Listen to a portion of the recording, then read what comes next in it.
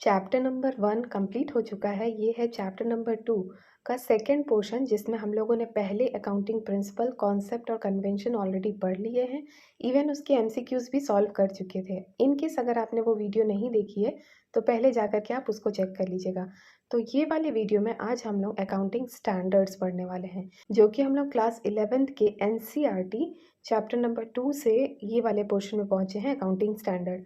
तो आज हम लोग इस पोर्शन को इस बुक में ज़्यादा डिटेल में तो नहीं दिया है, बस सिंपली कुछ छोटी मोटी लाइंस दी हैं और नीड्स ऑफ अकाउंटिंग स्टैंडर्ड दिए हैं और उसके बाद बेनिफिट्स और लिमिटेशंस दिए हैं। लेकिन हम लोग को इसको अच्छे से पढ़ना है क्योंकि कहीं कहीं एग्ज़ाम में इससे रिलेटेड क्वेश्चंस आए हैं।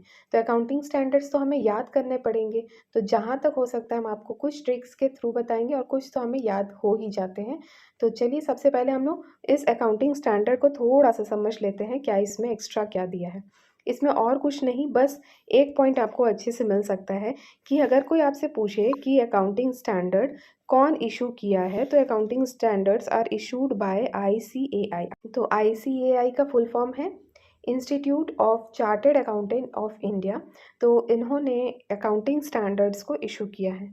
तो चलिए अब हम लोग इसकी डिटेल जो हमने समरी नोट्स बनाए हैं उसको डिस्कस करते हैं और साथ ही साथ हम लोग इसके एमसीक्यूज भी प्रैक्टिस कर लेते हैं। बहुत छोटा सा पोर्शन है, ज़्यादा लॉन्ग पोर्शन है नहीं, इसको जल्दी से कंप्लीट करते हैं। तो ये देखिए, हमने इम्पॉर्टेंट अकाउंटिंग स्टैंडर्ड्स ही लिखे हैं।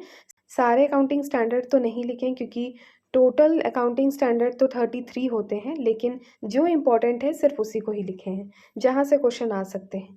तो सबसे पहले हमने पॉइंट तो यही लिख दिया है कि अकाउंटिंग स्टैंडर्ड, चाहे देखिए इंडियन अकाउंटिंग स्टैंडर्ड के लिए पूछा जाए या सिर्फ अकाउंटिंग स्टैंडर्ड पूछा जाए, दोनों को कौन इशू करता है, तो ICAI, institute of chartered accountants of India. तो याद रखिएगा आईसीएआई ने अकाउंटिंग स्टैंडर्ड को इशू किया है। इससे रिलेटेड क्वेश्चन भी आया है, उसको भी हम लोग चेक कर लेंगे। तो चलिए पहले हम लोग कुछ अकाउंटिंग स्टैंडर्ड जो कि इम्पॉर्टेंट है उनको याद करते हुए चलते हैं। पहला है अकाउंटिंग स्टैंडर्ड 1, AS1। इसको डिस्क्लोजर ऑफ अकाउंटिंग पॉलिसी बोलते हैं।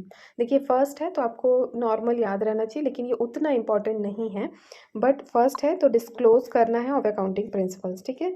सेकेंड अकाउंटिंग स्टैंडर्ड है वैल्यूएशन ऑफ इन्वेंट्रीज। इन्वेंट्रीज मतलब स्टॉक, तो स्टॉक से रिलेटेड है AS2।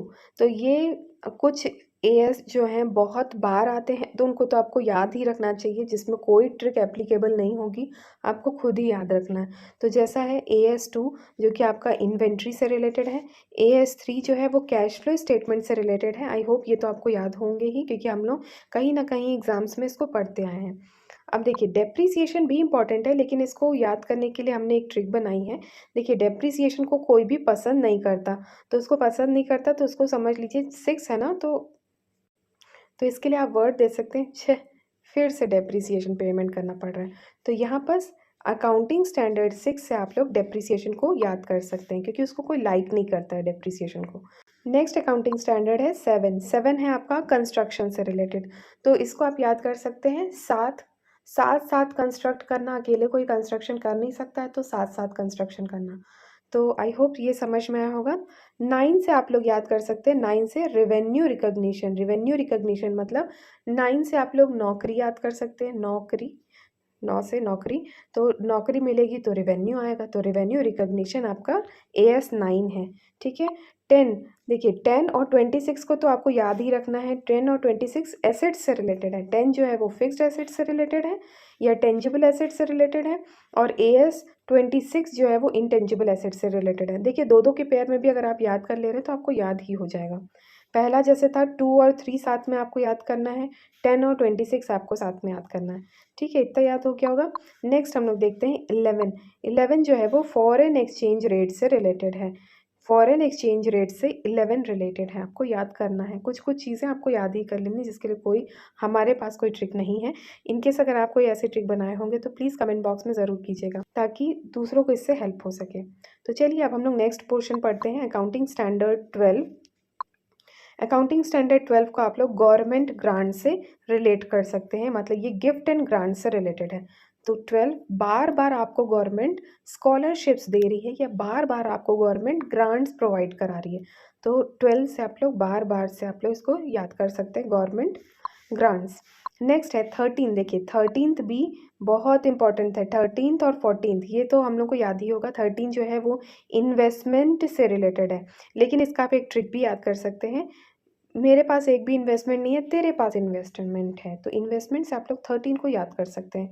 13 इन्वेस्टमेंट से आप याद कर सकते हैं, ठीक है।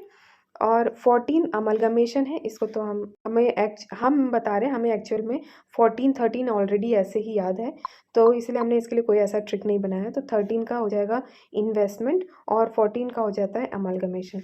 नेक्स्ट है 15 बहुत इंपॉर्टेंट है, employees benefit. Employees benefit 15th है, ठीक है। 15th है एम्प्लॉयज़ बेनिफिट। अगर आपको ये सब याद नहीं होते, आप कुछ दिन इनको कंटिन्यू एक एक बार देखेंगे तो आपको ऑलरेडी याद हो जाएंगे, और इनकेस याद नहीं होंगे तो आप कोई अपने हिसाब से अपनी ट्रिक बना सकते हैं। लेकिन ये क्वेश्चंस बहुत आते हैं, इसलिए इनको याद कर ही लीजिएगा। नेक्स्ट है अकाउंटिंग स्टैंडर्ड 17। 17 जो है वो सेगमेंट से रिलेटेड है, तो 17 और सेगमेंट का थोड़ा थोड़ा प्रोनाउंसिएशन सेम है, साउंड सेम है, ठीक है। तो AS 17 सेगमेंट रिपोर्टिंग से रिलेटेड है, ठीक है। 19 लीज से रिलेटेड है, ये तो हमें याद है, 19 लीज से रिलेटेड है, ठीक है। 20 जो है वो है अर्निंग पर शेयर। देखिए अगर आप इसको याद करना चाहें तो आप इसको याद कर सकते हैं, एक शेयर की वैल्यू 20 रुपये है। एक शेयर के फेस पर क्या लिखा है, 20 रुपीज़ लिखा है, तो 20 AS 20 जो है वो अर्निंग पर शेयर की वैल्यू है, ठीक, मतलब अर्निंग पर शेयर उसका अकाउंटिंग स्टैंडर्ड है, ठीक है। 21 भी बहुत इंपॉर्टेंट है, consolidated financial statement. Consolidated financial statement 21 से आप याद कर सकते हैं, ठीक है। नेक्स्ट है 22 मतलब टैक्स। टैक्स से आप याद रखेंगे 22, ठीक है। और 26 तो हम ऑलरेडी याद कर चुके हैं, 26 और 10 साथ में याद किए।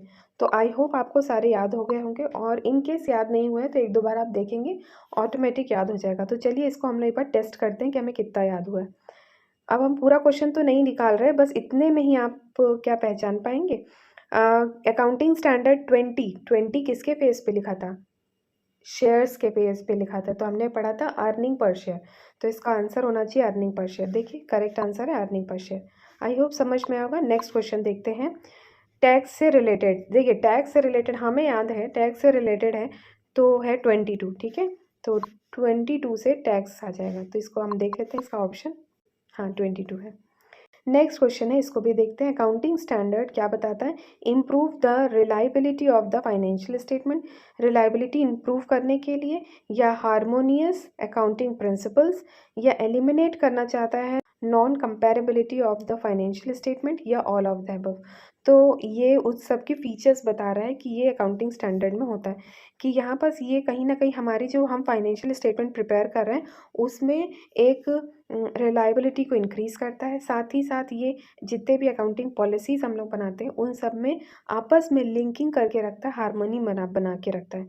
और ये जितने भी नॉन कंपेरेबल फाइनेंशियल स्टेटमेंट्स रहते हैं जिनको हम कंपेयर नहीं कर सकते, उसको वो एलिमिनेट भी कर देता है। तो ये हो गया इसके फीचर्स, ठीक है। नेक्स्ट हम लोग क्वेश्चन पढ़ते हैं, अकाउंटिंग स्टैंडर्ड 14 से क्या था, अमलगमेशन। अगर नहीं याद है तो आप इसको याद कर लेंगे, फिर उसके बाद टेस्ट दीजिएगा तो आपको याद हो जाएगा।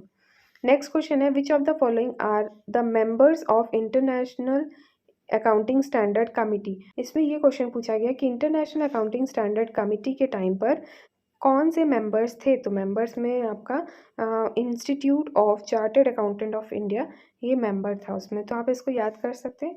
तो आई होप इतना क्लियर हो गया होगा, यहीं से हमारा ये टॉपिक भी कंप्लीट हो जाता है।